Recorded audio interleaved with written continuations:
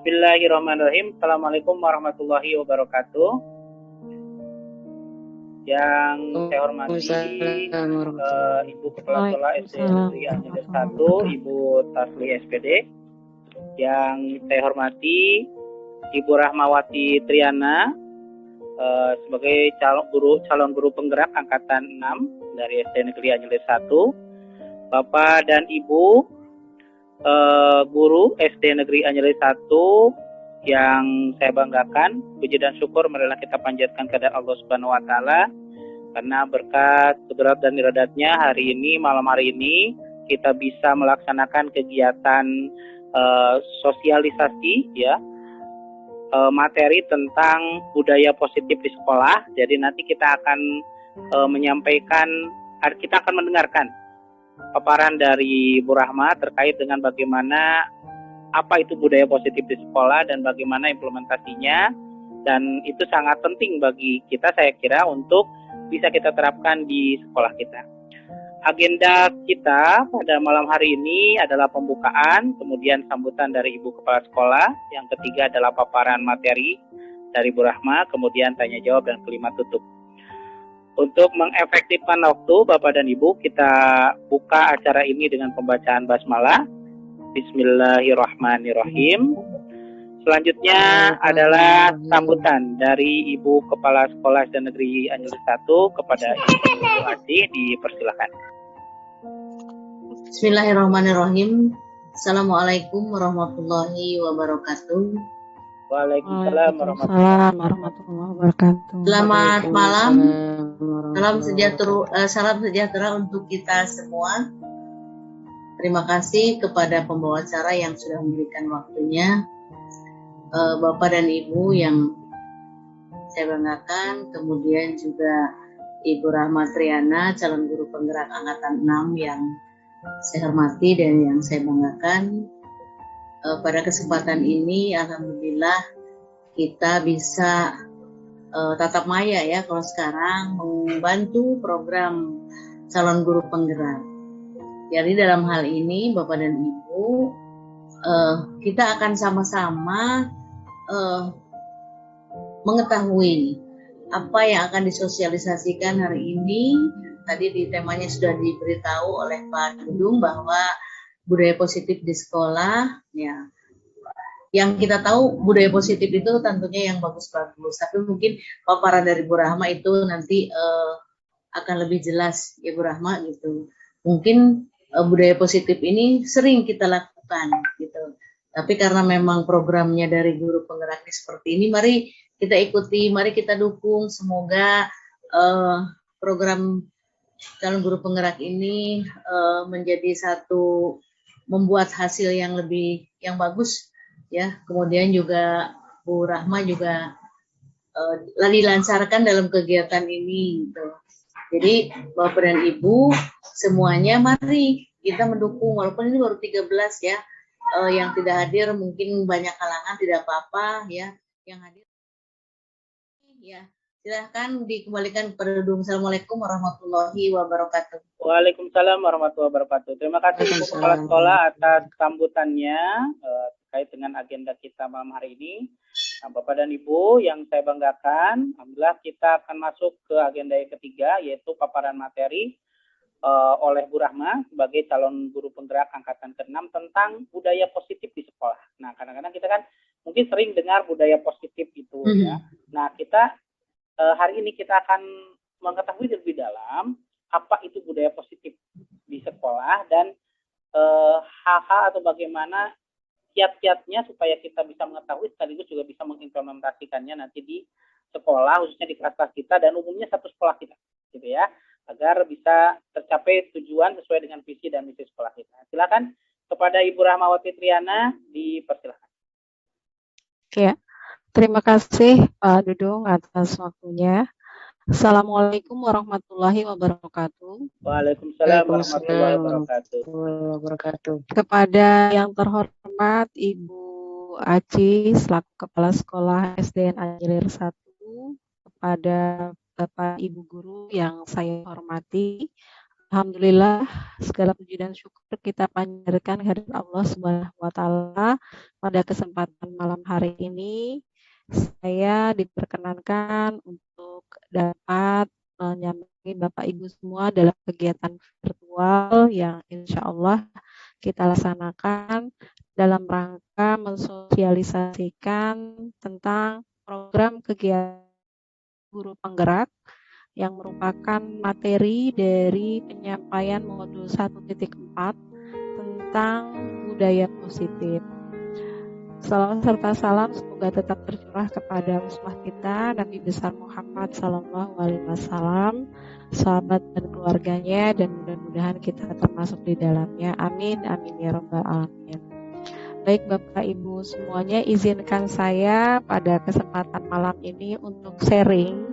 Bukan berarti ketika saya berbicara di sini bahwa saya lebih tahu, tapi kita sama-sama saling mengingatkan, kemudian kita juga sama-sama untuk mengupayakan mengenai bagaimana implikasi atau penerapan budaya positif baik di kelas kita maupun di sekolah kita pada umumnya. Izin share screen ya, Pak Dudung. Silakan, Bu. Iya.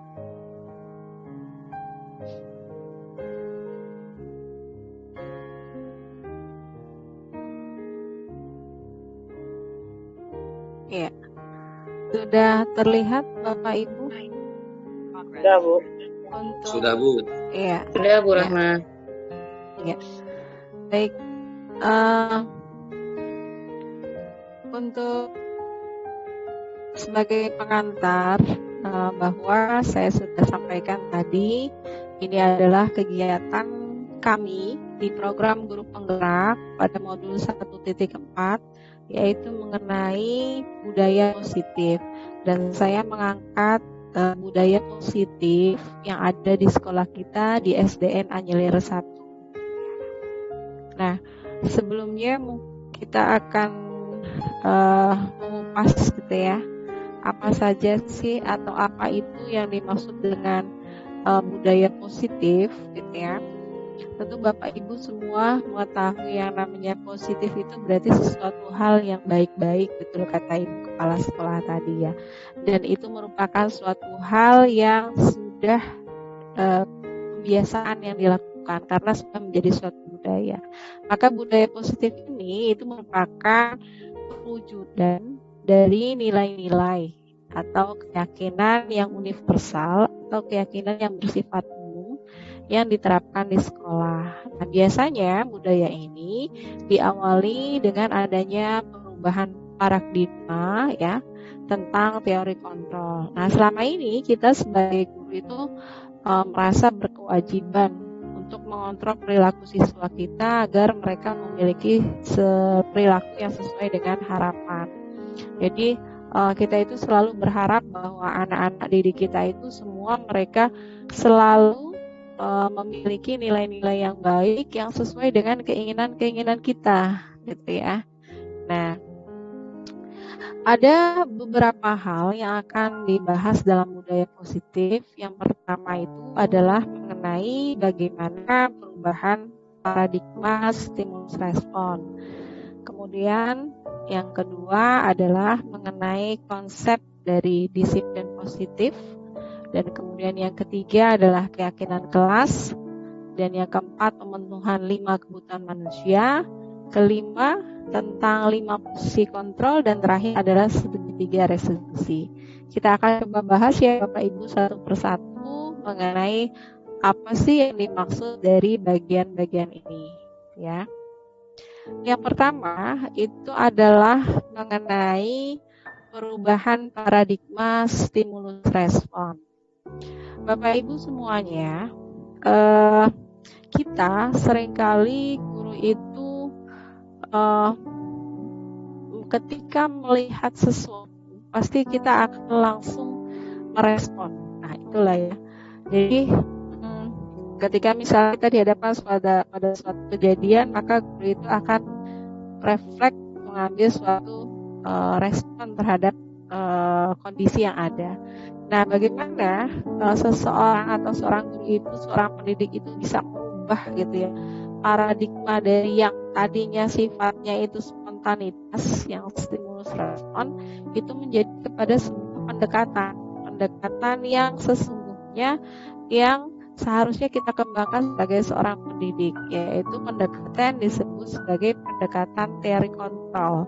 Nah, teori kontrol ini dikemukakan oleh Stephen R. Covey ya dalam bukunya Principle Centered Leadership pada tahun 1991.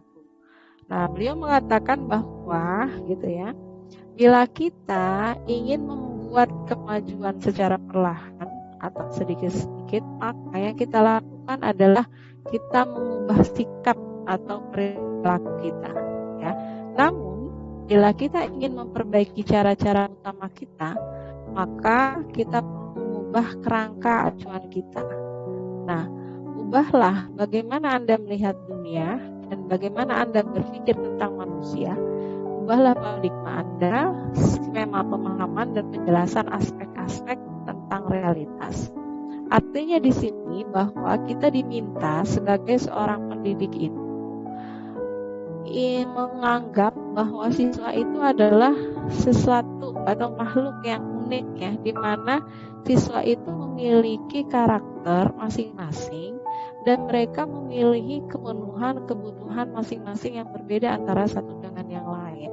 Sehingga ketika kita ingin merubah sosok siswa tersebut, maka kita harus mengubah mindset kita, mengubah cara berpikir kita terhadap siswa tersebut. Kita harus mengetahui dengan benar bagaimana karakteristik dari siswa kita, perilaku apa yang sesuai dengan siswa kita butuhkan, sehingga ketika kita melakukan suatu tindakan, maka tindakan kita adalah yang sesuai dengan apa yang diharapkan. Dengan begitu, maka posisi kontrolnya akan berjalan dengan baik, ya seperti itu. Kemudian yang kedua adalah mengenai konsep disiplin positif. Nah, selama ini kita selalu mengagung-agungkan mengenai bagaimana menegakkan sebuah disiplin, dan seringkali dalam kehidupan kita di kelas, di sekolah gitu ya, kita menegakkan disiplin itu masih menggunakan cara-cara yang kalau bisa dibilang kurang sesuai dengan yang sesungguhnya yang harusnya dianut oleh seorang pendidik. Kenapa seperti itu? Karena sesungguhnya disiplin positif yang diharapkan ini adalah merupakan suatu proses pembelajaran di mana pendekatan yang kita lakukan terhadap anak didik kita itu adalah dengan tujuan untuk melakukan kontrol terhadap dirinya dan pembentukan dari kepercayaan diri. Sehingga disiplin yang dimaksud di sini itu sama sekali berbeda dengan hukuman, ya.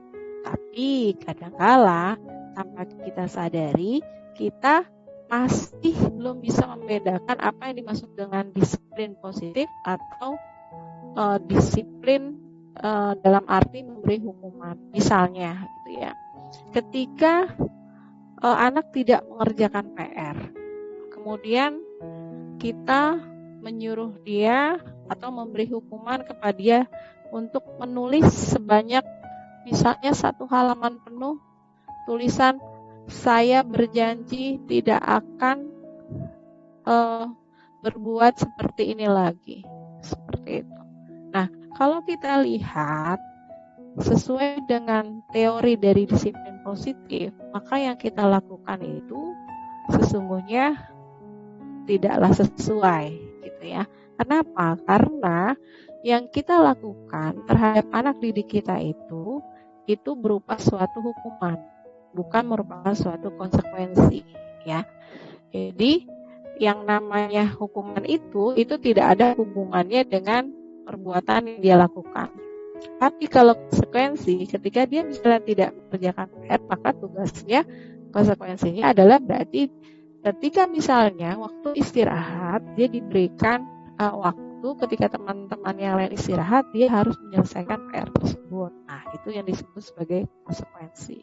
Jadi kadangkala dalam keseharian kita gitu ya, karena kita lebih kadang juga emosi kita yang bermain, kemudian kadangkala kita juga sulit membedakan, akhirnya kita belum bisa menempatkan disiplin positif yang sesungguhnya. Kita lebih banyak sebagai pemberi hukuman ya. Nah, itu yang menjadi PR kita sebenarnya Bapak Ibu ya.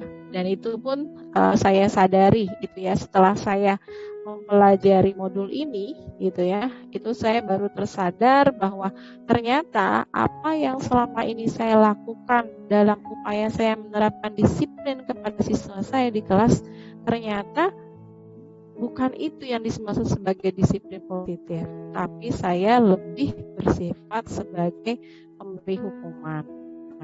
Nah itu jadi mudah-mudahan nih Bapak Ibu semua dengan adanya materi ini gitu ya, kita bisa kembali meluruskan bagaimana sih konsep disiplin positif yang sesungguhnya yang seharusnya kita tanamkan kepada siswa kita, sehingga diharapkan tujuannya adalah dapat menanamkan motivasi ya pada diri murid-murid kita, pada siswa kita, dan mereka itu menjadi lebih menghargai dirinya sendiri dengan nilai-nilai yang mereka percayai.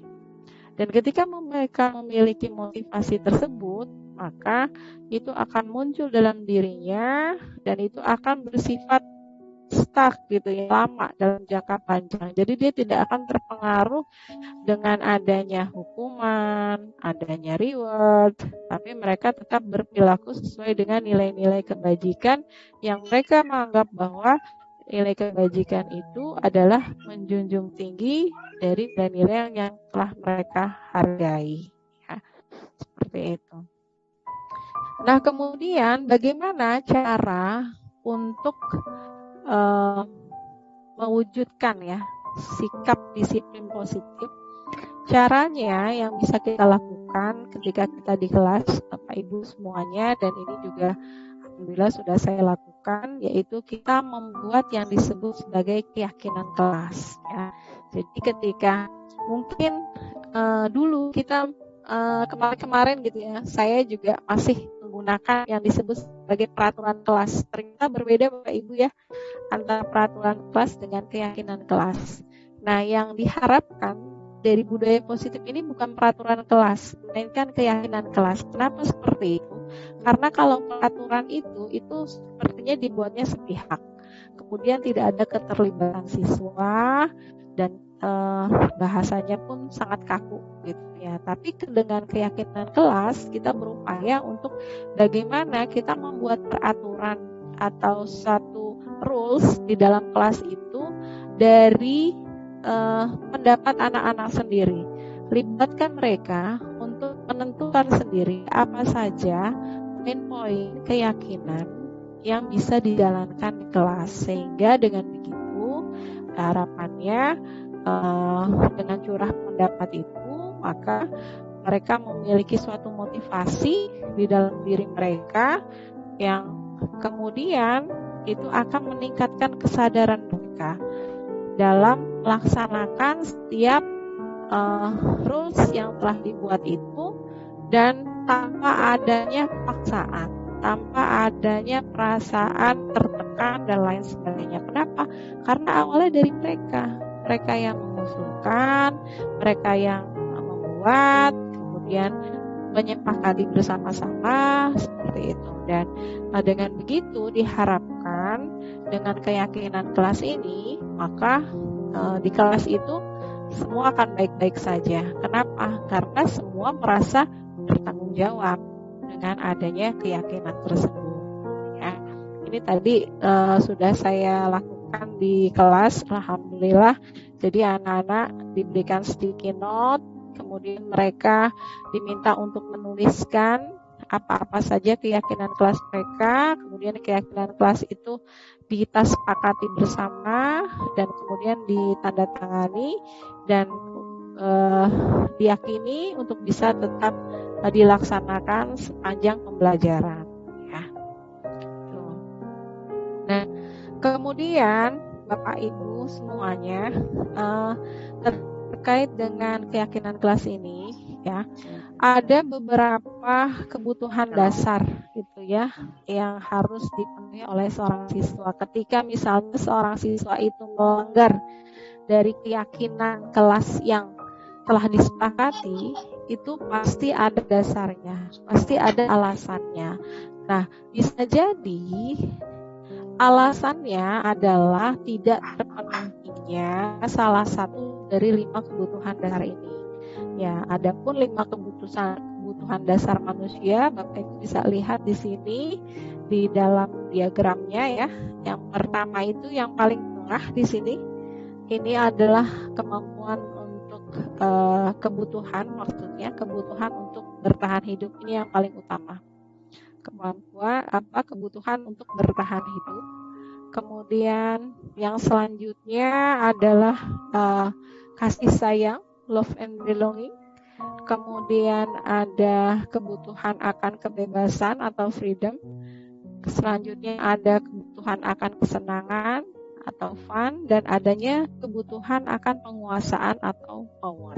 Nah, dikatakan bahwa ketika seorang murid itu melakukan suatu perbuatan yang menentang dari keyakinan yang tadi kita dibuat di kelas gitu ya, atau yang melanggar rules atau peraturan, itu disebabkan karena mereka gagal memenuhi kebutuhan dasar mereka. Misalnya gitu ya.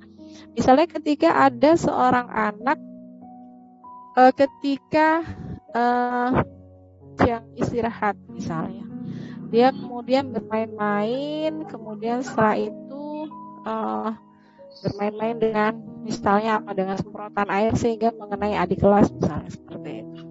Nah, berarti ketika anak ini melakukan sesuatu tadi ya yang tidak sesuai dengan keyakinan kelas, padahal kan misalnya harusnya menghormati orang lain, salah satu keyakinan kelasnya misalnya, berarti tidak mengganggu orang lain ketika berada di sekolah.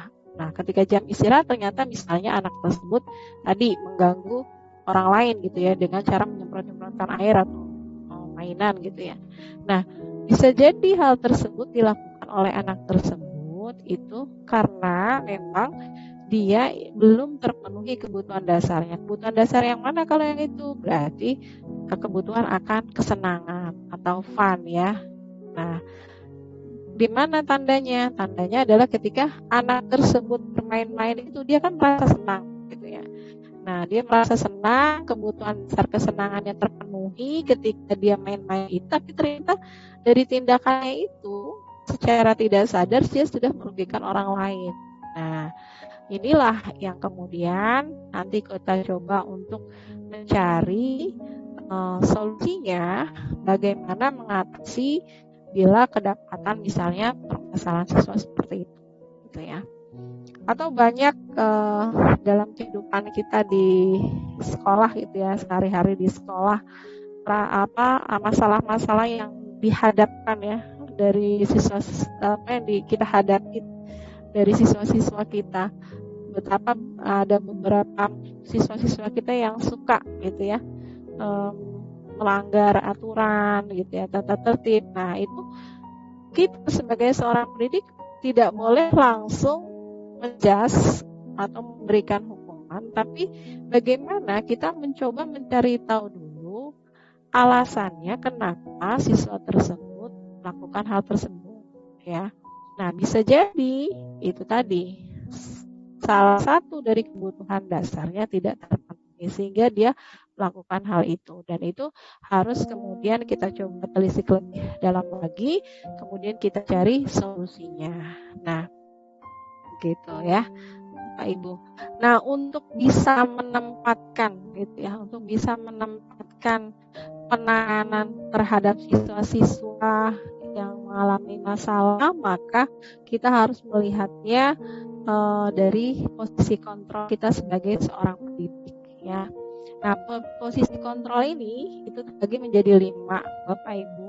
Yang pertama itu adalah sebagai penghukum, kemudian yang kedua sebagai pembuat rasa bersalah, yang ketiga sebagai teman, dan yang keempat sebagai pemantau, terakhir sebagai manajer. Nah, yang pertama sebagai penghukum. Yang tadi sudah saya katakan di awal bahwa seringkali tanpa kita sadari kita menempatkan diri kita sebagai seorang penghukum. Jadi kita memberikan satu hukuman kepada siswa kita dengan harapan bahwa siswa kita itu akan jerak. Siswa kita akan sadar dia tidak melakukan lagi. Tapi ternyata ketika kita mengambil posisi kita sebagai penghukum, itu bukanlah satu hal yang tepat. Kenapa? Karena ketika kita mengambil posisi tersebut, maka siswa kita berada pada posisi yang negatif, ya. Dia akan merasa tersakiti hatinya, bisa jadi mungkin dia akan dendam dengan gurunya, kemudian juga dia mungkin akan menjadi anak yang di depan kita dia baik-baik saja, tapi begitu di belakang kita dia kembali ke tabiat aslinya, seperti itu. Jadi ketika kita memberikan suatu hukuman, itu bukanlah suatu hal yang baik dalam menempatkan diri kita ketika kita mau mengatasi permasalahan siswa. Dan ini sangat dihindari, ya. Jangan sampai terjadi, gitu ya. Ini pesan-pesan dari Ki Hajar Dewantara, ya, bagaimana yang namanya mendidik itu harus dengan penuh kasih sayang, dengan cinta.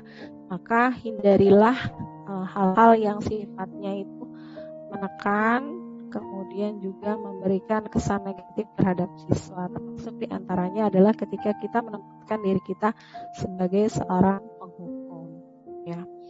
Nah, jadi Bapak Ibu semua, mudah-mudahan mulai hari ini dan seterusnya kita tidak lagi menempatkan diri kita sebagai posisi penghukum.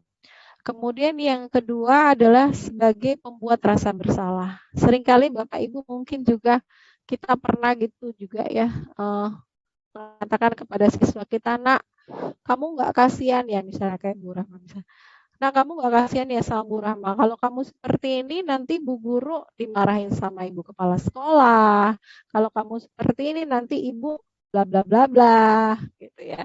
Nah, kata-kata seperti itu membuat anak merasa bersalah, dan itu membawa motivasi yang rendah kepada siswa. Dia akan merasa putus asa, dia akan merasa bahwa dirinya bukan apa-apa, gitu ya. Nah, sebaiknya ini juga dihindari. Atau mungkin kita bisa sering juga bilang, "Kamu nggak kasihan sama orang tua kamu," gitu ya. "Kamu nggak kasihan sama siapa misalnya, sama teman kamu." Nah, kata-kata seperti itulah yang bisa memunculkan perasaan bersalah dari diri siswa. Tidak efektif, ya, ketika kita melakukan posisi kita seperti ini, gitu ya. Walaupun mungkin kita berpikir gitu ya, kemarin-kemarin gitu, oh ini ngena juga nih kalau misalnya kita hadapin siswa dengan cara seperti ini. Tapi ternyata dalam dunia pendidikan itu tidak dibenarkan seperti itu, gitu ya. Jadi jangan sampai ketika kita menangani masalah pada siswa, kemudian kita membuat dia menjadi orang yang paling bersalah. Kenapa? Karena ketika dia sudah merasa bersalah, dia sulit untuk mengembalikan lagi posisi keyakinannya sebagai orang yang benar, dan itu berbahaya, gitu ya. Dan itu sangat berbahaya. Mungkin kita tidak menyadari sebagai gurunya, gitu ya. Tapi si anak ini, gitu ya, ketika dia diposisikan seperti itu akan sangat berbekas, akan sangat melekat di dalam hatinya, dan itu terus diingat oleh dia terngiang-ngiang terus, dan itu akan membuat dirinya menjadi orang yang pesimis, orang yang tidak punya motivasi dan lain sebagainya. Dan dengan begitu nanti akan sangat berpengaruh terhadap kondisi belajarnya, gitu ya.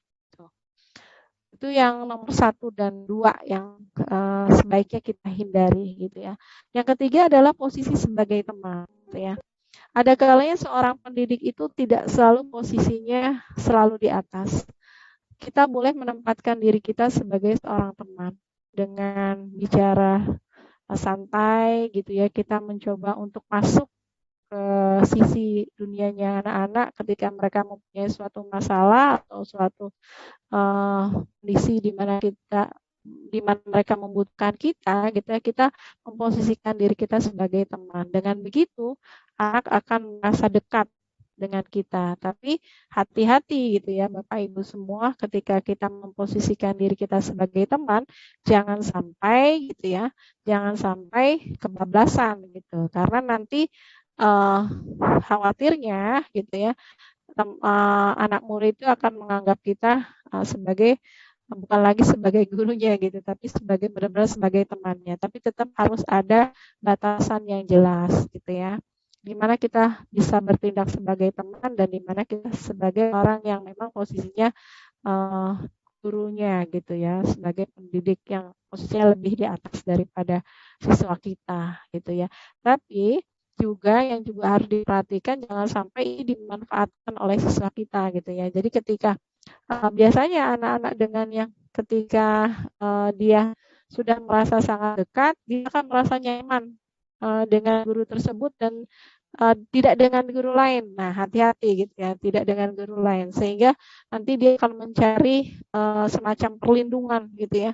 Semacam perlindungan ketika dia berhadapan dengan guru yang lain dari guru yang dianggapnya sebagai teman ini gitu ya. Jadi tetap kalau yang nomor 3 itu juga kita harus tempatkan dengan sebaik-baiknya.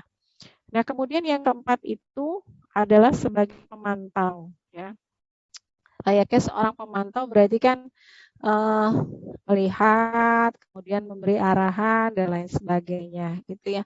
Nah, posisi ini juga lebih baik sebenarnya dari posisi yang ketiga, tapi yang paling baik itu adalah posisi kita yang kelima, Bapak Ibu, yaitu posisi kita sebagai manajer. Nah, diharapkan seorang pendidik itu bisa menempatkan posisinya sebagai seorang manajer di kelas, di sekolah.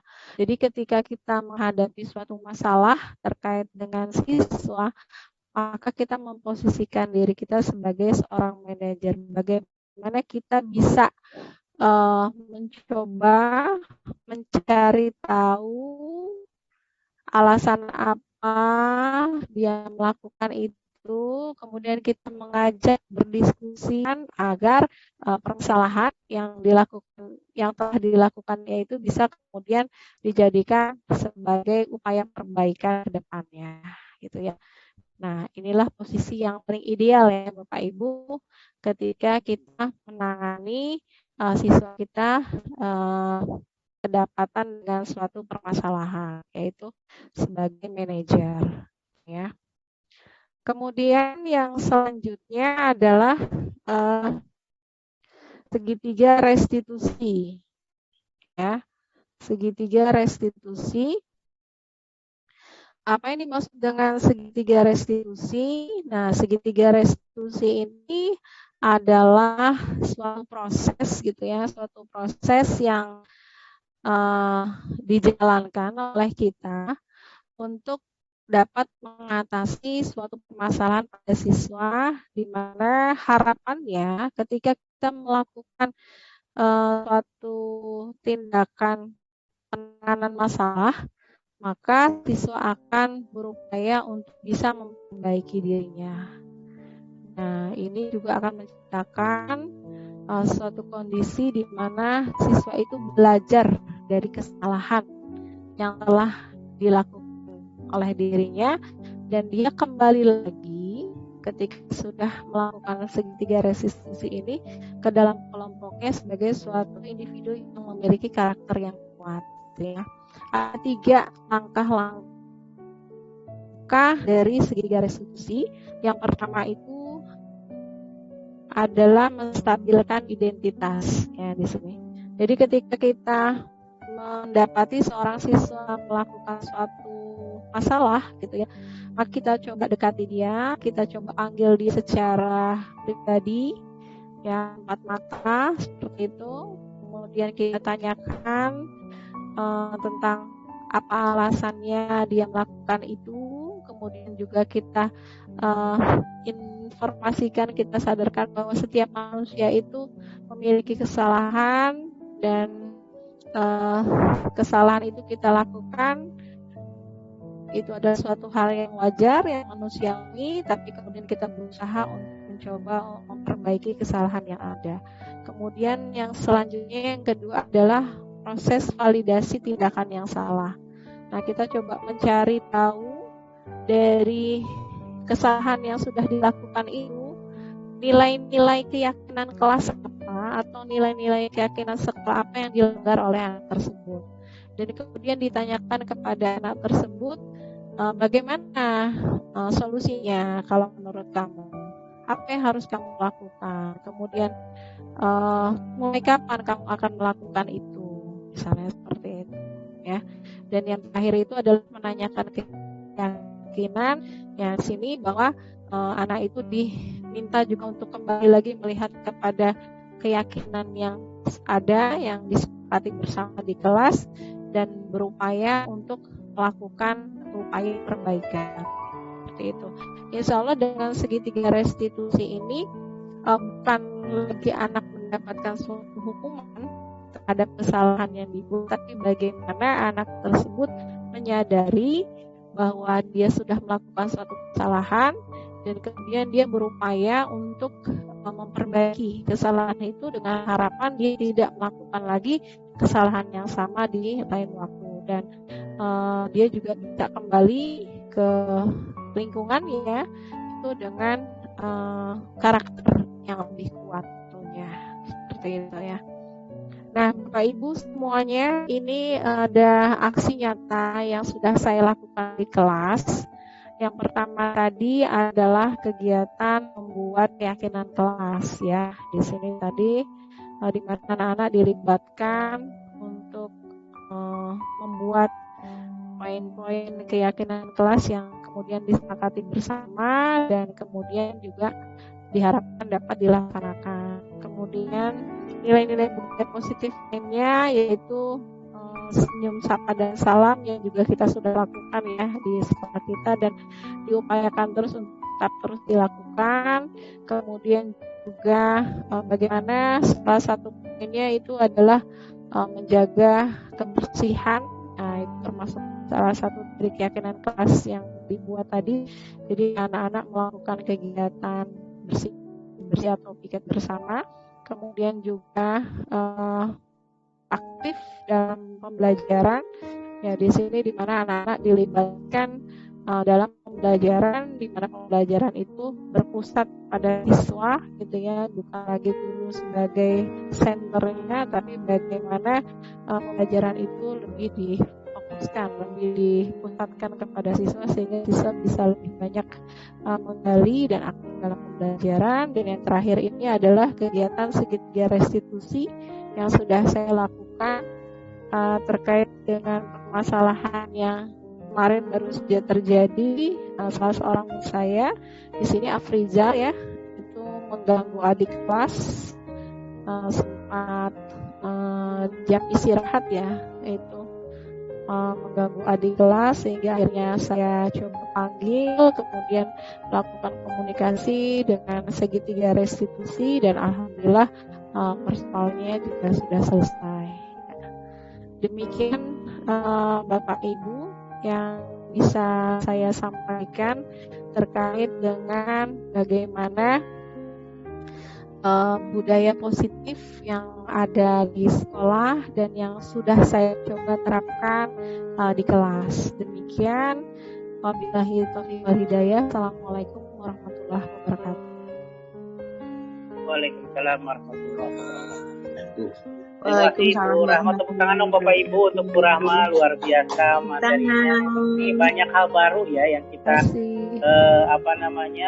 tidak terpikirkan. Ternyata memang alhamdulillah dengan kegiatan ini kita banyak dapat ilmu baru dan insya Allah mungkin bisa kita laksanakan, kita terapkan di kelas kita masing-masing. Baik, Bapak dan Ibu, saya yakin tidak hanya saya nih yang punya banyak pertanyaan ya terkait dengan apa yang sudah disampaikan tadi Bu Rahma. Jadi terkait dengan apa yang disampaikan, ada istilah-istilah baru ya kayak tadi segitiga restitusi, kemudian apalagi tadi ya beberapa keyakinan kelas. Nah, ini hal-hal yang mungkin kita bisa diskusikan lebih lanjut ya. Nah, ini kita masuk ke sesi yang selanjutnya Bapak dan Ibu. Silakan apabila ada yang ingin bertanya, mendiskusikan terkait dengan tadi yang disampaikan oleh Bu Rahma, paparannya, silakan raise hand ya. Kalau silakan raise hand ya di HP atau di laptop Bapak Ibu untuk angkat tangan. Kalau nggak ketemu, itu aja langsung ngobrol aja ya, bilang aja. Kalau nggak ketemu raise hand ya. Alhamdulillah udah ada 4 nih. Udah ada 4 yang raise hand. Ya, saya akan pilih dari yang paling pertama kali raise hand. Nanti silakan yang lain kalau mau juga silakan angkat tangan ya, raise hand juga. Kalau nggak ketemu silakan bilang aja. Oke, yang pertama ada dari Bu Eli Suparwati. Oke, silakan Bu Eli, pertanyaannya langsung ke Bu Rahma. Baik, terima kasih kesempatannya Pak Dudung. Baik Bu Rahma, ada yang ingin saya tanyakan. Bagus sekali tadi hal-hal baru yang ternyata saya belum tahu gitu. Jadi dengan pemaparan dari Bu Rahma banyak ilmu yang saya dapat. Mudah-mudahan juga bisa saya terapkan di kelas saya. Ada satu yang saya ingin tanyakan Bu Rahma, yaitu tentang keyakinan kelas tadi itu Bu Rahma gitu. Apakah bisa saya terapkan di kelas 1 Bu Rahma? Kebetulan saya kan mengajar kelas 1. Apakah keyakinan kelas itu bisa saya terapkan di kelas 1 seperti itu Bu Rahma? Terima kasih. Ya. Oke, baik, terima kasih pertanyaannya Bu Eli. Apakah pertanyaannya saya coba ini lagi ya? Pertanyaan apakah keyakinan kelas itu bisa diterapkan untuk kelas rendah ya, untuk kelas 1 nih salah satunya kasusnya ya. Itu apakah bisa? Nah, ini berapa mau langsung dijawab atau kita tampung dulu? Langsung aja ya Pak Dudung. Langsung aja boleh, langsung biar aja. nggak lupa ya. Silakan Bu Rahma. Iya. Ya, terima kasih Bu Eli. Ya, untuk keyakinan kelas sebenarnya bisa Bu. Dari kelas rendah sampai kelas tinggi kita bisa membuat keyakinan kelas. Hanya memang kalau untuk kelas rendah itu harus dipandu oleh wali kelasnya, gitu kan? Karena kalau anak kelas 1 itu kan mereka sulit ya untuk bisa menuliskan, gitu ya, untuk bisa mengungkapkan, gitu. Tapi kita pancing-pancing aja, misalnya gini, Nak, di kelas ini, ayo Nak, kita kepingin apa sih di kelas ini? Pasti mereka nanti ada yang nyeletuk ya. Pengen kelasnya bersih Bu, misalnya gitu. Nah berarti apa? Iya, berarti kata-katanya apa ya? Gitu loh. Nah diarahkan, dipandu oleh wali kelasnya kalau kelas 1. Ayo lagi gitu misalnya. Nah kalau kelas tinggi udah gampang. Kalau kelas tinggi kita tinggal bilang seperti tadi di kelas anak-anak, coba kamu kepingin kelas kita seperti apa? Kita kepingin kelas kita belajarnya seperti apa? Kamu silakan tuliskan di kertas itu. Nah, kemudian setelah itu baru deh maju satu-satu, kemudian kita coba bahas. Nah, kalau ini misalnya seperti tadi, menghormati orang lain. Nah, bedanya peraturan sama ini juga yang harus dicermati. Bedanya peraturan dengan kesepakatan kelas atau keyakinan kelas. Keyakinan kelas itu kalau itu bersifat umum ya Bu Eli ya. Jadi bersifat umum. Kan universal tadi, nilai-nilainya universal. Jadi misalnya apa? Menghormati orang lain, cukup seperti itu. Gitu. Nah, itu kan artinya luas. Gitu. Nanti kita setuju anak-anak. Kalau kelas tinggi kan udah bisa begitu, setuju. Oke, poin berikutnya maju siapa? Setuju? Oke, seperti itu. Jadi kalau kelas rendah lebih diarahkan kepada diarahkan sama wali kelasnya gitu. Tapi insya Allah kalau selama ini kan kita kadang-kala gitu ya, saya sendiri mengakui peraturan kelas itu kita suka juga membuat dengan kata-kata negatif gitu ya. Nah itu jangan sampai ketika kita membuat peraturan rules kesepakatan atau dan lain sebagainya itu dengan kata-kata negatif. Kenapa? Karena akan memunculkan dampak negatif juga buat siswa. Misalnya tidak boleh buang sampah sembarangan, misalnya seperti itu. Ada kata tidaknya gitu loh. Padahal kan bisa diganti dengan positif. Budaya positif, namanya juga budaya positif. Berarti yang dimunculkan yang positif. Misalnya apa? Menjaga kebersihan kelas. Itu kan lebih lebih bagus, lebih positif daripada tadi misalnya seperti itu. Jadi hindari kata-kata tidak, kemudian juga kesepakatan yang dibuat sifatnya umum sehingga bisa dilaksanakan oleh semua dan artinya luas. Kemudian dibuat yang simple-simple aja gitu, kalimatnya yang simple-simple aja gitu. Jadi jangan panjang gitu ya peraturan, sehingga kesannya kalau panjang juga buat siswa untuk melaksanakannya berat gitu. Jadi bagaimana itu dari siswa, oleh siswa dan untuk siswa, sehingga mereka punya tanggung jawab, punya keterlibatan untuk bisa melaksanakan. Nanti ketika mereka melanggar, kita tinggal ingatin, nak, keyakinan kelas kita, ayo coba yang mana gitu. Nah, kalau seperti itu kan mereka langsung, oh iya ingat, poin-poin penting aja. Itu Bu El barangkali yang bisa disampaikan. Oke, baik. Ya, Bu Rahma, terima kasih. Berarti yang kelas Ya, 1 sama-sama. itu dia dipandu kan ya Bu Rahma ya? Berarti Iya, yang menuliskannya guru juga ya? Berarti yang menuliskan di... boleh anak, kalau anak udah bisa Anak-anak nulis, kalau boleh udah Pak bisa, Dudung? boleh ya? Enggak, silakan, boleh. Siap. Iya. Oke, begitu Bu Eli ya. Mudah-mudahan bisa. Dudung, terima kasih. Oke, selanjutnya penanya berikutnya dari Ibu Dwi Ratnasari Putri. Silakan Ibu Dwi pertanyaannya. Oke, Assalamualaikum warahmatullahi wabarakatuh. Waalaikumsalam warahmatullahi wabarakatuh. Baik Bu Rahma, tadi Dwi agak tertarik dengan yang disiplin positif. Disiplin positif itu memang sedang hangat dibicarakan baik di dunia pendidikan maupun di dunia parenting. Cuman untuk siswa-siswa yang sudah masuk masa pra-remaja nih, berarti kelas 4, 5, 6. Apakah dalam disiplin positif itu kita boleh menerapkan efek jerak? Dan bila masih boleh menerapkan efek jerak, kapan kita boleh melakukan itu Bu Rahma dalam disiplin positif? Iya. Oke, silakan langsung. Tadi sudah saya sampaikan bahwa ketika kita mau menerapkan suatu disiplin positif, maka hindari hukuman. Artinya jangan sampai ada efek jerak gitu loh. Tapi bagaimana kita mencoba untuk melakukan suatu upaya penyadaran. Jadi bukan karena hukuman, bukan karena ada tekanan sehingga dia kapok tidak melakukan itu, tapi bagaimana muncul kesadaran dia untuk tidak melakukan itu gitu. Jadi diharapkan kita sebagai seorang guru itu kalau perlu tidak ada hukuman seperti itu, tapi bagaimana kita mengarahkan siswa tadi ke konsekuensi, bukan hukuman. Karena kalau hukuman itu efeknya tadi yang sudah saya sebutkan, siswa akan merasa bisa jadi dendam, terus sifatnya cuma sementara, di depan kita dia baik-baik, di belakang kita dia balik lagi, seperti itu.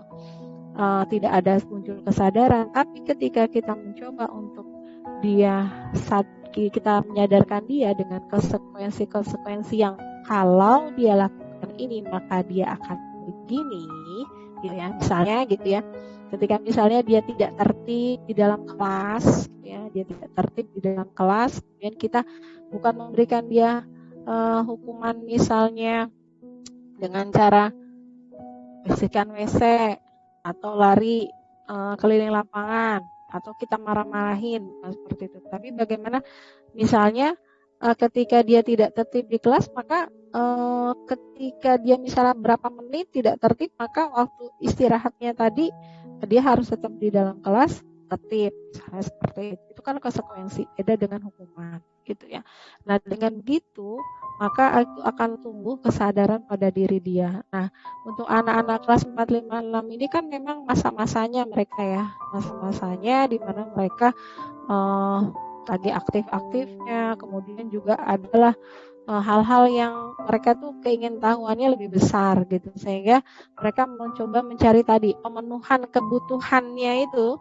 Pemenuhan dari 5 kebutuhannya itu kadang-kadang banyak yang suka ngelenceng gitu loh. Nah, itulah fungsi kita sebagai seorang pendidik bagaimana bisa mengarahkan, terus mengingatkan, kemudian juga kita melakukan ketika dia menghadapi tadi suatu permasalahan, maka kita bawanya ke restitusi, bukan di hukuman.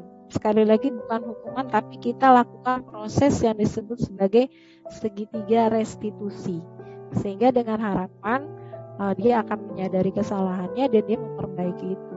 Gitu. Jadi bukan dihukum Bu Dwi, tapi dilakukan restitusi namanya. Yang tadi sudah saya jelaskan segitiga restitusi itu. Gitu. Seperti itu. Oke. Bu Dwi, Dan bagaimana? prosesnya memang ini ya, punten. Prosesnya memang makan waktu gitu ya. Artinya kalau kita ngasih hukuman kan sepertinya udah selesai gitu ya, gitu kan. Kalau kita ngasih hukuman ke anak udah selesai gitu misalnya. Udah kamu berdiri di situ atau kamu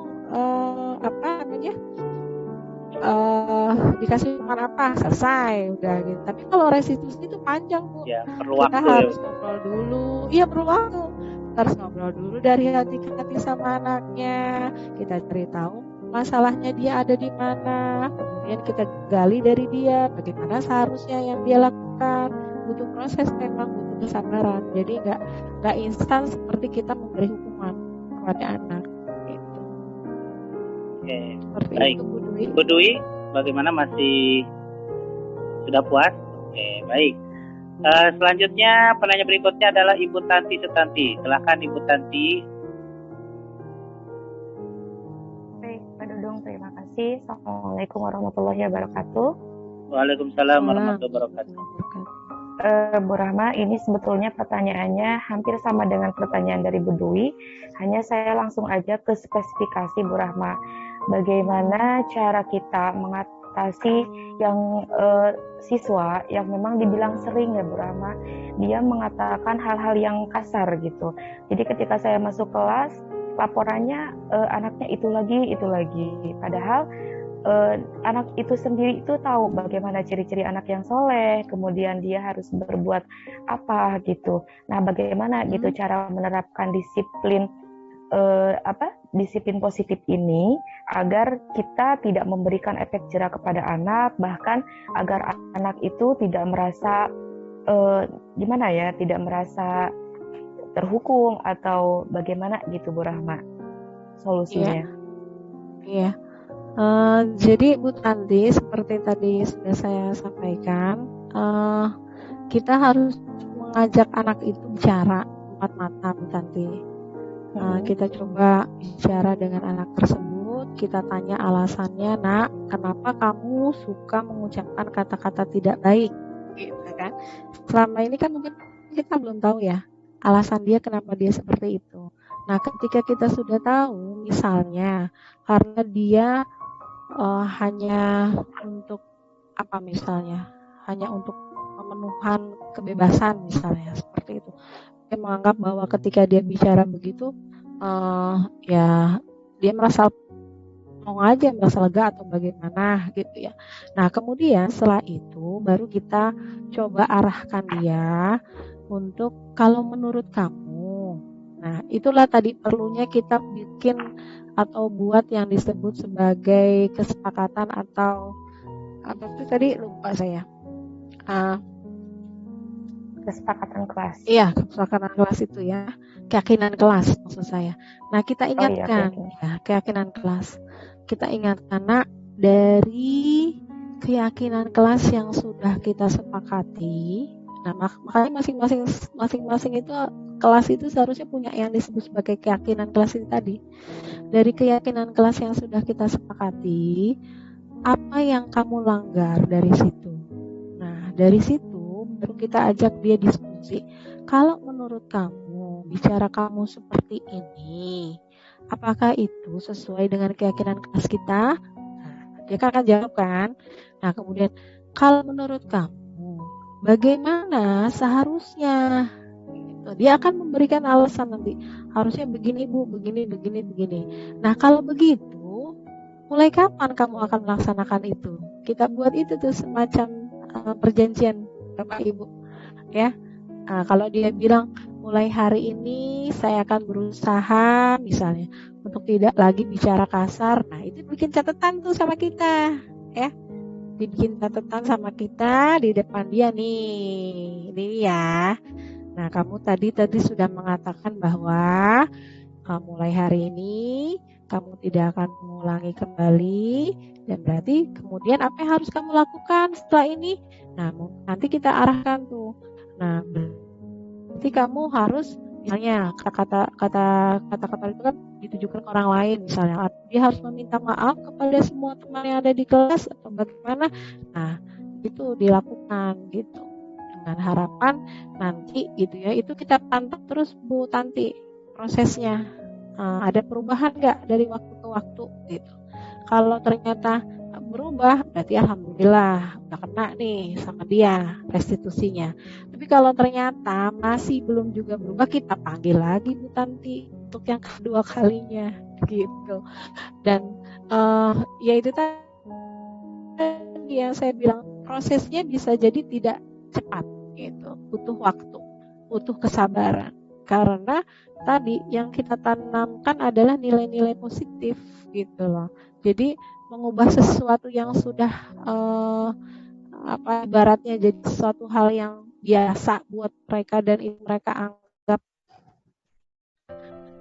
misalnya menurut dia bicara seperti itu biasa aja gitu, itu adalah suatu hal yang butuh proses gitu, dan butuh kesabaran dari kita sebagai seorang guru untuk terus bisa mengevaluasi sampai sejauh mana pencapaian dari restitusi itu sendiri gitu.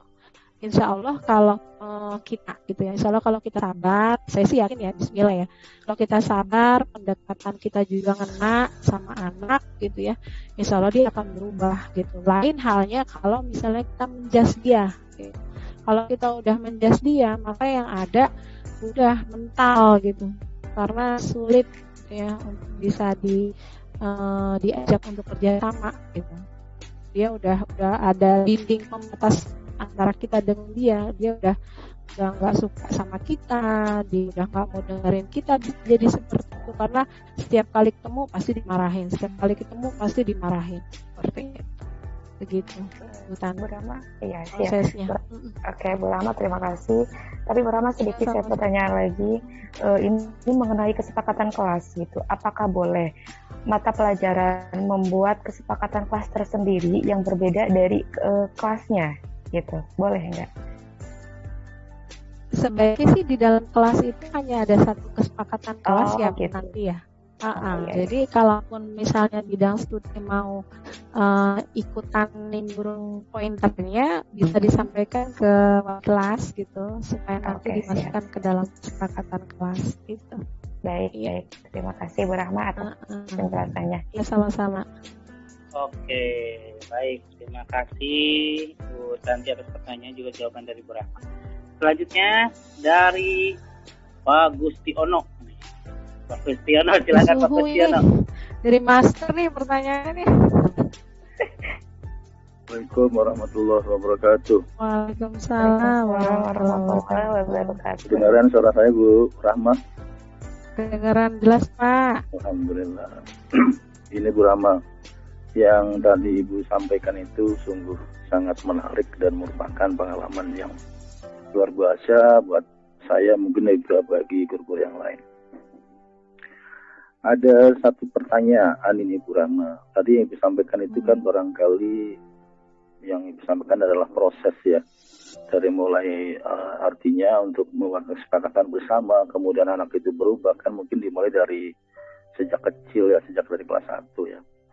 Nah kemudian kalau ini yang saya hadapi adalah anak-anak yang sudah besar, sudah istilahnya sudah kelas 6, tentu penanganannya agak berbeda dengan kelas-kelas 1 maupun kelas 2. Kita sebagai guru kan suatu saat juga harus berbuat tegas, gitu kan. Nah, apa bedanya tegas dengan penghukum kan gitu? Kan tadi Ibu sampaikan ada kita jangan sampai menjadi seorang yang penghukum, gitu kan. Tapi suatu saat kita juga harus tegas, dan suatu saat juga kita harus bisa menjadi teman untuk anak itu kan. Nah itu agak berat juga tugas kita, artinya membedakan antara tegas antara penghukum dan juga kita sebagai teman gitu kan kepada siswa memang agak sulit kita. Nah, suatu saat misalnya kita melihat anak melakukan pelanggaran, tentu itu kan sesuatu yang harus diberikan peringatan. Misalnya tidak mengerjakan tugas atau PR kan gitu. Kan kalau kita biarkan saja kan juga nanti akhirnya membuat anak itu juga tidak menjadi baik kan gitu. Nah di sisi itu kan kita juga harus tegas. Jangan sampai kita juga istilahnya di mata siswa juga lemah kan begitu. Nah itulah yang ingin saya tanyakan, apa bedanya penghukum dengan untuk kita berbuat tegas. Terima kasih Bu Rahma. Iya. Terima kasih Pak Kus. Tentunya sangat berbeda ya Pak, antara tegas dengan penghukum ya. Kalau tegas itu artinya bisa bersikap tetap dalam kondisi bijak. Gitu ya, kalau menurut saya, yang namanya tegas itu bersikap tetap dalam koridor bijak gitu ya, menangani suatu masalah. Tapi kalau penghukum itu lebih kepada bagaimana memandang sesuatu itu secara emosional ya Pak ya. Jadi tidak lagi kita ibaratnya itu memperhatikan alasan atau faktor-faktor penyebab dari permasalahan. Kalau tegas tidak. Kalau tegas itu kita tetap bisa memperhatikan itu. Kenapa alasan misalnya ketika anak itu tidak mengerjakan PR misalnya. Ketika kita berbuat tegas, maka kita akan mengingatkan kepada anak tersebut. Nak, kita pasti kan akan tanya, kenapa kamu tidak mengerjakan PR, gitu kan? Kemudian dia cari ungkapkan alasannya seperti apa. Nah, kemudian kalau kamu tidak mengerjakan PR, berarti gitu kan kamu tidak punya nilai, bla bla bla bla, misalnya. Alasannya dikemukakan. Nah, kemudian setelah itu bagaimana dengan PR ini? Berarti kamu tidak punya nilai. Jadi apa yang harus kamu kerjakan? Misalnya seperti itu. Saya akan mengerjakan Bu, misalnya. Saya akan mengerjakan PR ini sekarang, misalnya seperti itu.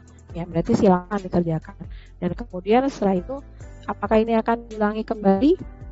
Tidak, misalnya. Kalau dibilang tidak, berarti kan, oke, kalau begitu Bapak Ibu akan melihat buktinya bahwa kamu tidak akan mengulangi kembali perbuatan itu.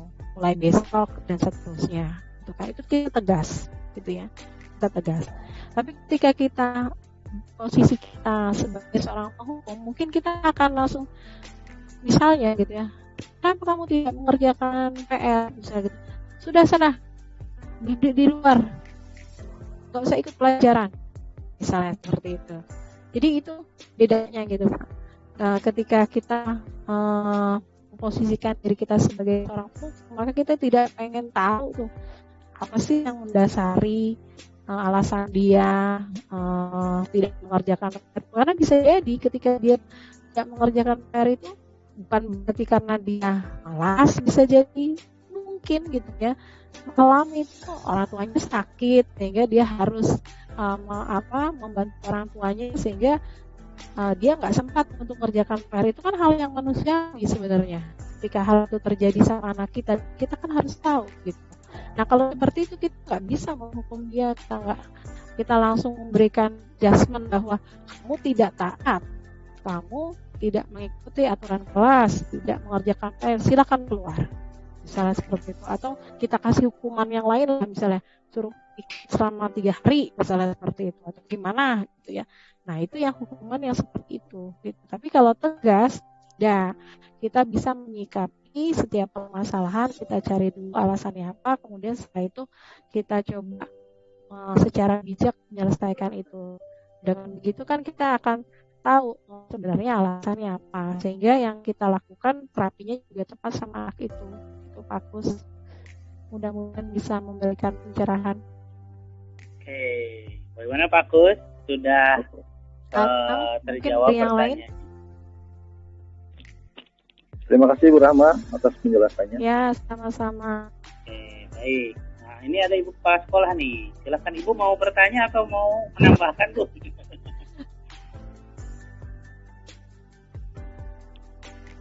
Belum di unmute, Bu. Ya. Baik, terima kasih Pak Dudung. Begini, mungkin ada penambahan juga, ada pertanyaan juga. Tapi mohon maaf, tidak mendikte ya, tapi ini sharing lah. Karena ada juga yang hal-hal yang baru tahu. Yang di garis bawahi atau sosialisasi hari ini kan memang budaya positif. Jadi hukuman itu tetap ada, tapi bagaimana supaya positif kan begitu ya?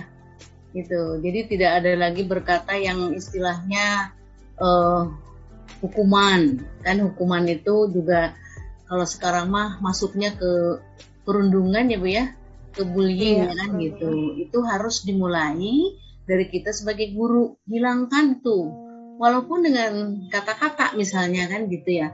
Terkadang ya guru kan suka lupa lah.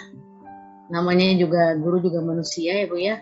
Terkadang lepas kontrol dengan tidak menggunakan tangan, tapi kadang-kadang ada kata-kata yang membekas di anak itu di hati lah gitu, bahwa kita itu pernah menyakiti kan gitu. Jadi budaya positif ini buatlah aturan oleh kita, maksudnya bukan aturan yang tertulis, tapi bahwa ada kata anak ini tadi pastilah namanya anak mah salah, apalagi setiap PR itu udah klise ya, alasannya lupa. Nah, karena budayanya positif berarti kita dalam menangani anak itu ya hindari hal-hal yang sekiranya tadi hukuman yang seperti apalagi kalau di depan gitu kan ya, berdiri atau gimana, yang saya juga pernah seperti itu karena kita megangnya kelas 6. Ya megangnya kelas 6 yang memang sekarang anak-anaknya sudah luar biasa.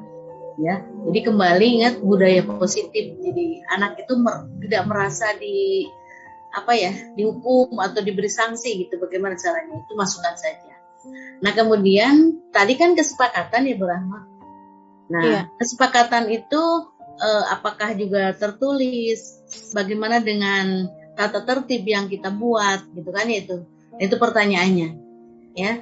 Nah, itu kan kesepakatan memang di awal harus buat. Bagaimana kalau nanti kamu tidak mengerjakan PR? Karena anak-anak tuh pasti akan mengajukan begini. Itu kesepakatan biasanya di awal kita tahun ajaran itu seperti itu. Nah, itu tertuliskah? Kemudian bagaimana dengan tata tertib? Itu saja. Terima kasih. Mohon maaf ya. Iya Bu, terima kasih Bu atas masukannya.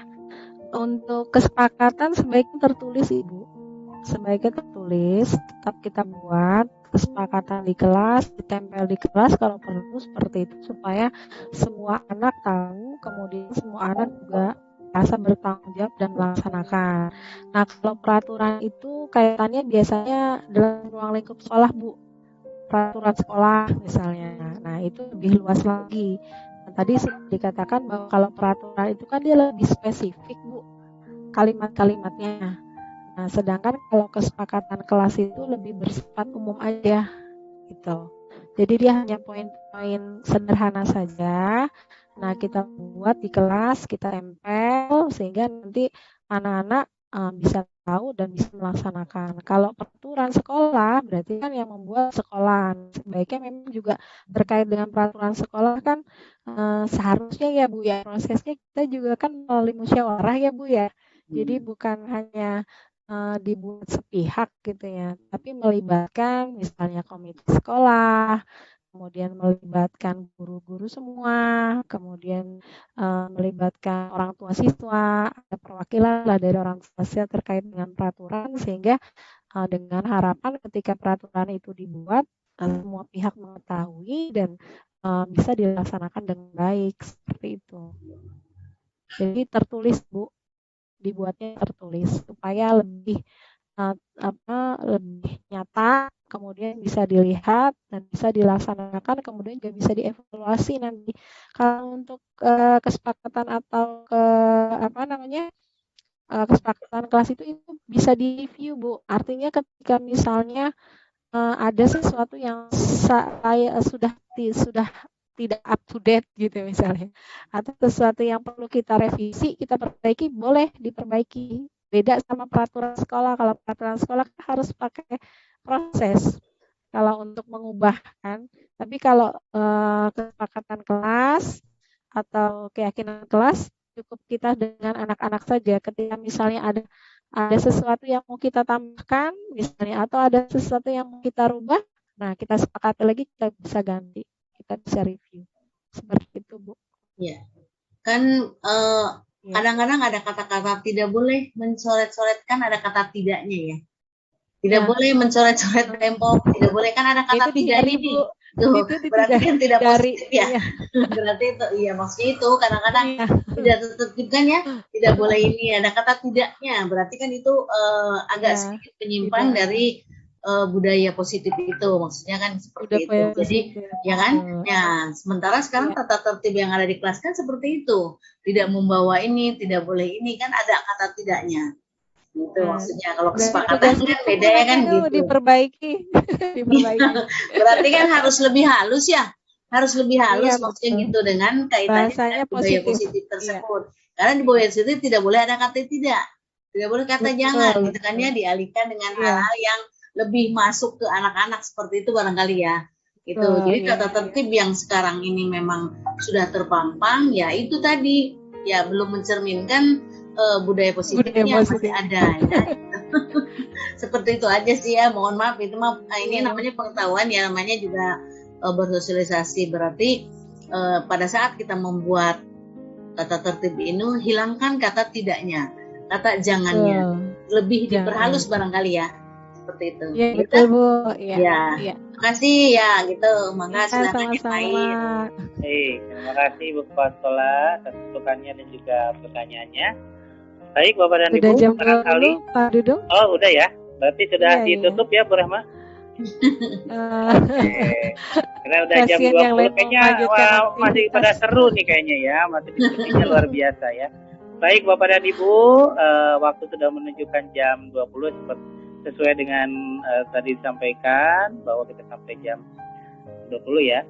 Nah selanjutnya mungkin saya jawab sudah. Sebelum penutup, ada closing statement dulu nggak Bu Rahma? Atau langsung penutup? Boleh, saya sebentar. Iya.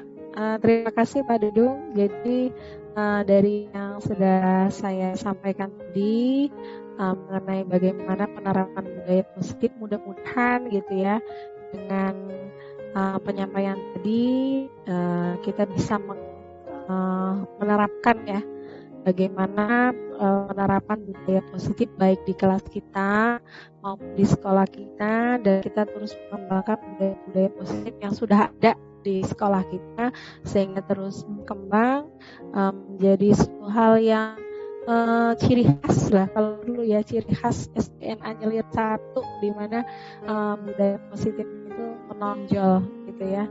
Dan saya ucapkan juga terima kasih banyak kepada Ibu Tasli, Kepala Sekolah, Pak Dudung, dan juga Bapak Ibu semuanya yang telah berkesempatan hadir pada malam ini. Maaf sudah mengganggu waktu istirahatnya, dan mudah-mudahan apa yang saya sampaikan bisa bermanfaat untuk semuanya. Terima kasih. Amin. Assalamualaikum warahmatullahi wabarakatuh. Waalaikumsalam warahmatullahi wabarakatuh. Informasinya dan Bu Rahma ya, malam hari ini kita luar biasa dapat ilmu baru, dan mudah-mudahan kita secara berproses ya bisa mengimplementasikan apa-apa tadi yang disampaikan terkait dengan paradigma kita juga dalam dalam memandang sebuah ketentuan ya, ke peraturan-peraturan, dan juga berujung mungkin pada akhirnya adalah bagaimana kita menumbuhkan budaya positif bagi peserta didik yang kita sayangi dan kita banggakan, sehingga dengan proses kita ingin anak-anak kita sebetulnya menjadi anak-anak yang positif, berperilaku baik, tapi kadang-kadang kita pada prosesnya itu melaksanakan, menentukannya itu dengan hal yang kurang positif. Jadi dengan budaya positif itu mudah-mudahan nanti ke depannya anak-anak kita juga akan terbiasa dengan hal yang positif sehingga menjadi insan yang positif juga. Itu Bapak dan Ibu, alhamdulillah kegiatan kita dari awal sampai akhir sudah kita laksanakan, dan untuk keberkahan kita, marilah kita tutup kegiatan ini dengan doa penutup majelis. Subhanakallahumma wa bihamdika itu saja dari saya. Terima kasih atas perhatian. Mohon maaf atas segala kekurangan. Assalamualaikum warahmatullahi wabarakatuh.